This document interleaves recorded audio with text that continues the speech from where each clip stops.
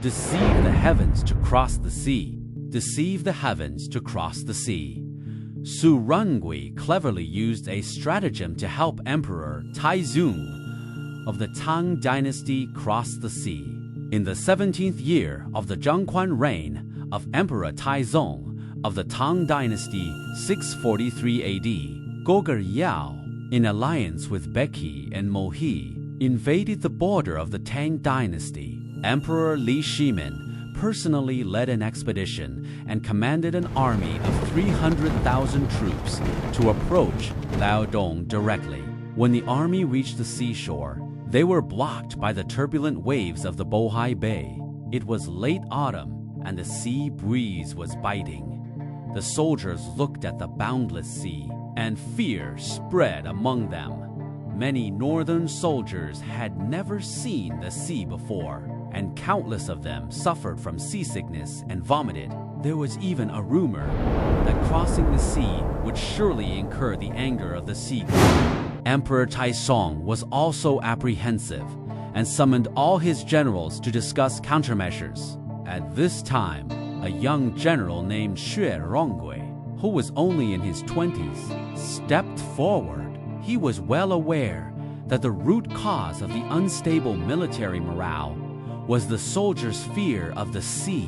If this psychological barrier could not be resolved, the army would collapse without a fight. Therefore, he conspired with the strategist Zhang Shigui and formulated the stratagem of deceive the heavens to cross the sea. The next day, Xue Rengui falsely spread an imperial edict, saying that there was a wealthy merchant by the sea who admired the imperial might and was willing to temporarily lend his luxurious imperial residence to the emperor. Emperor Taizong readily agreed and led all the civil and military officials and his personal guards to the imperial residence. When they reached the seashore, everyone saw a magnificent tent rising from the ground.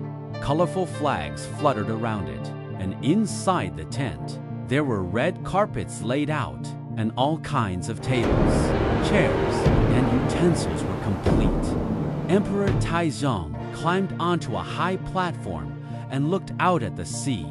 He saw a thick fog, the water and the sky merging, and vaguely saw the undulating mountains. He was puzzled in his heart, but didn't ask any more questions. That night, Xue Rengui ordered the soldiers to quietly move the tent onto the ship and wrap the hull tightly with canvas.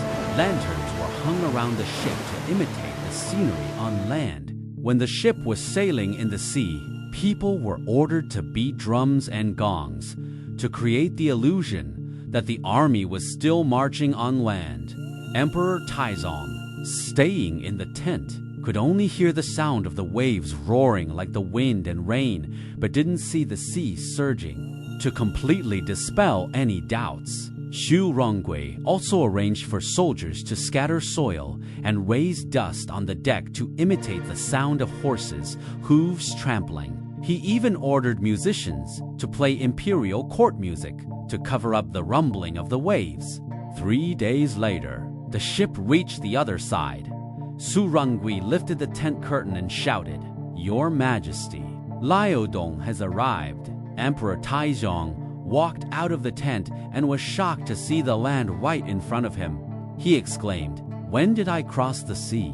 Why didn't I notice it at all?" Xue Rengui knelt on the ground and kowtowed, saying, "We were afraid that your Majesty would be worried about the danger of the sea.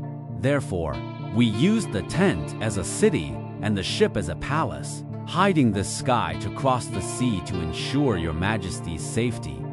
Emperor Taizong suddenly understood, was overjoyed, rewarded Xue Rengui handsomely, and named this stratagem, Deceive the heavens to cross the sea.